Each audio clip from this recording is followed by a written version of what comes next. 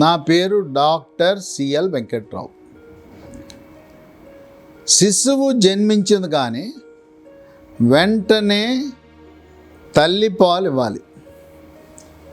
తల్లిపాలు తాగిన శిశువు జీవితంలో అనారోగ్య సమస్యలు ఉండవు.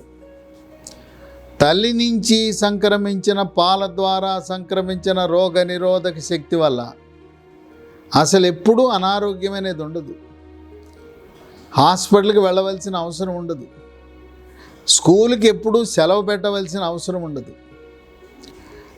ఆరోగ్యాన్ని తల్లిపాలు ప్రసాదించడంతో పాటు మేధో సంపత్తిని కూడా ప్రసాదిస్తాయి తల్లిపాలు. పిల్లవాడు మానసికంగా వృద్ధి చెందుతాడు. తెలివితేటల్లో క్లాసులో, స్కూల్లో, జిల్లాలో రాణిస్తాడు. ప్రతిభలో తల్లిపాలు తాగిన పిల్లలు డబ్బా పాలు, గేదె పాలు తాగిన వాళ్ళకంటే చాలా బాగా ప్రతిభ కనపరుస్తారు. మార్కులు, ర్యాంకులు తల్లిపాలు తాగిన పిల్లలే సాధిస్తుంటారు. కనుక మేధో సంపత్తిని పెంచే గుణమున్న తల్లిపాలు మొదటి 6 నెలలు ప్రతి ఒక్క తల్లి తప్పనిసరిగా ఇవ్వాలి. కొంతమంది పాలు చాలటం లేదు, మరి డబ్బా పాలు, తల్లిపాలు రెండు కలపాలా, గేదె పాలు ఇమ్మంటారా అని అడుగుతారు.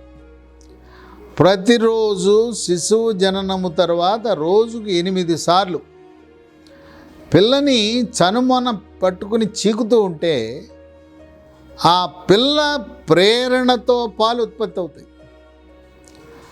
ఆ చంటి పిల్ల శిశువు చీకుతూ ఉంటే పాలు ఉత్పత్తి అయిపోతాయి. ఎన్ని కావాలంటే అన్ని ఉత్పత్తి అవుతాయి. కనుక పాలు ఉత్పత్తి కావటం లేదని ఎటువంటి అధైర్యం వద్దు. తల్లి పౌష్టికాహారము, సమతుల్యమైన ఆహారం తీసుకోవాలి. నేను ఒక 10 రకాల ఆహార పదార్థాలు చెప్తున్నాను. ఈ 10 రకాల ఆహార పదార్థాలు తీసుకుంటే బాలింత శిశువుకి పొట్ట నిండా పాలు ఇవ్వగలుగుతుంది. కనుక ప్రతి ఒక్క బాలింత కూడా ఈ 10 రకాల ఆహార పదార్థాలు తీసుకోవాలి. 1 మెంతులు. రాత్రిపూట మెంతులు నానబెట్టి ఉదయాన మెంతులు నవిలేసేయచ్చు, మెంతి నీరు తాగేయచ్చు. లేదు, మెంతి పొడి చేసి ఉదయము 1 స్పూను, సాయంత్రము 1 స్పూను నీళ్ళలో కలుపుకుని తాగచ్చు. ఈ మెంతులలో పాల ఉత్పత్తిని పెంచే గుణం ఉంది. వక్షోజాల నుంచి గణనీయంగా పాల ఉత్పత్తిని పెంచుతుంది. ఇక 2 సోంపు. సోంపు అంటే మనం భోంచేసిన తర్వాత రెస్టారెంట్లో అది వాములా ఉంటుంది. మనకి ఒక ప్లేట్లో, స్టీల్ ప్లేట్లో బిల్లు, సోంపు ఉన్న ప్లేట్లో బిల్లు పెట్టిస్తారు. ఆ సోంపు అజీర్తిని, మలబద్ధకాన్ని నివారిస్తూ తల్లిపాల ఉత్పత్తిని కూడా పెంచుతుంది. ఇక 3 వెల్లుల్లిపాయ. వెల్లుల్లిపాయని రోటి పచ్చళ్ళు, నిలవ పచ్చళ్ళు, లేదు వెల్లుల్లిపాయ ఉదయాన్నే 2-3 రెబ్బలు నవిలేసేయచ్చు.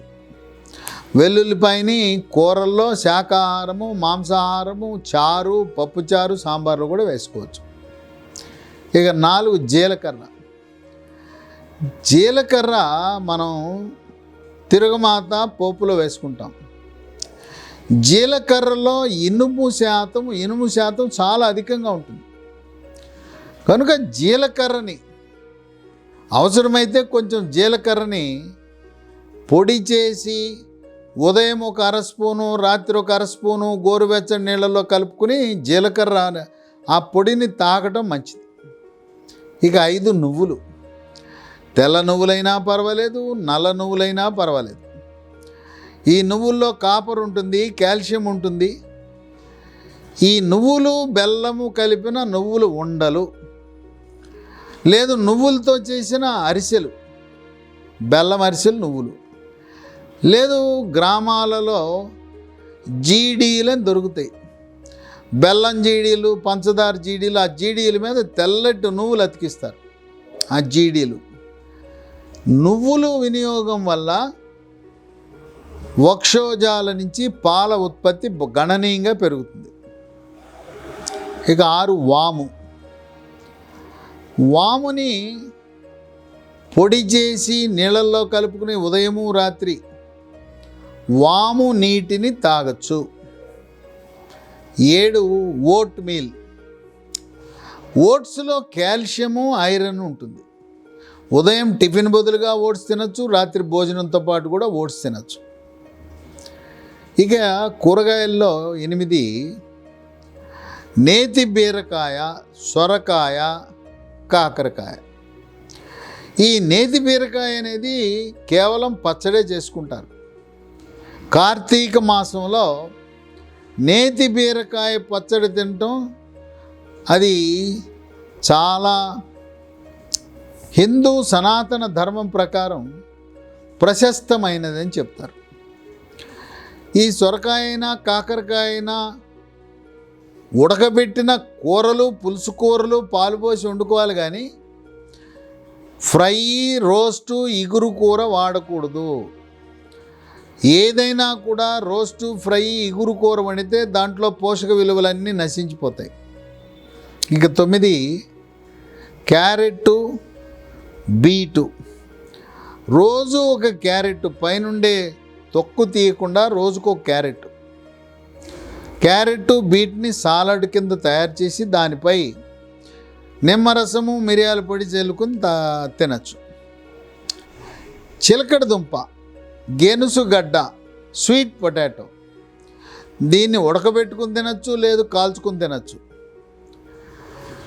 ఈ దుంపలు క్యారెట్, బీటు, గెనుసుగడ్డ దాంట్లో కాల్షియం ఉంటుంది, ఇనుము కూడా ఉంటుంది. ఆ విధంగా రక్తహీనతను నివారిస్తుంది. ఇక 10 బాదం పప్పు. రాత్రి 6 బాదం పప్పులు నానబెట్టి ఉదయాన్నే బాదం పప్పు పైనుండే తొక్కు తీసి తినాలి. జీడిపప్పులు కూడా రోజుకొక 10 జీడిపప్పులు. ఆప్రికాట్ అని దొరుకుతుంది. ఆప్రికాట్లు కూడా రోజుకు 4 నుంచి 6 నానబెట్టి వాడాలి. అలాగే పిస్తా పప్పులు 4 నుంచి 6 పిస్తా పప్పులు రాత్రి నానబెట్టి ఉదయం తినాలి.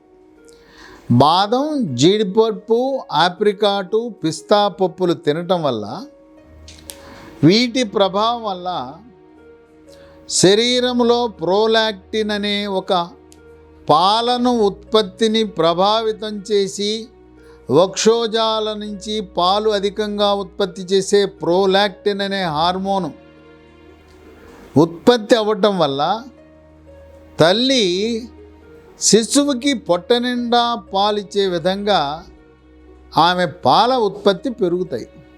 కనుక ఈ 10 రకాల ఆహార పదార్థాలు క్రమం తప్పకుండా బాలింతలు తినటం వల్ల శిశువుకి పొట్ట నిండా పాలు ఇవ్వగలుగుతారు. 6 నెలలు పూర్తయిన తర్వాత తల్లిపాలతో పాటు పెద్దవాళ్ళు ఏదైతే మనం తింటున్నామో అటువంటి ఆహార పదార్థాలు కొద్దిగా మెత్తగా చేసి ఘన పదార్థాలు, ద్రవ పదార్థాలు శిశువులకు అందించాలి. 6 నెలలు పూర్తవగానే ఘన, ద్రవ పదార్థాలు మనం రోజువారీ తినేవి అందించకపోతే శిశువు బరువు పెరగడు, శిశువు యొక్క ఎదుగుదల ఉండదు, ఎముక ఎదుగుదల ఉండదు, మెదడు ఎదుగుదల ఉండదు. మొదటి 6 నెలలు మాత్రం తల్లి పాలు మాత్రం సరిపోతాయి. 6 నెలల తర్వాత తల్లి సంవత్సరం వరకు కూడా పాలు ఇవ్వచ్చు. కనుక 6 నెలల నుంచి 12 నెలల వరకు మెత్తగా చేసి అరటి పండ్లు, బంగాళదుంప, పళ్ళ రసాలు, బొప్పాయి పండు మెత్తగా చేసి పెట్టడం, ఈ విధంగా పండ్లు, ఉడకబెట్టిన వస్తువులను మెత్తగా చేసి పిల్లవాడికి పెడితే వాళ్ళు ఆరోగ్యకరంగా మెదడు, ఎముక ఎదుగుదల బాగా ఉంటుంది.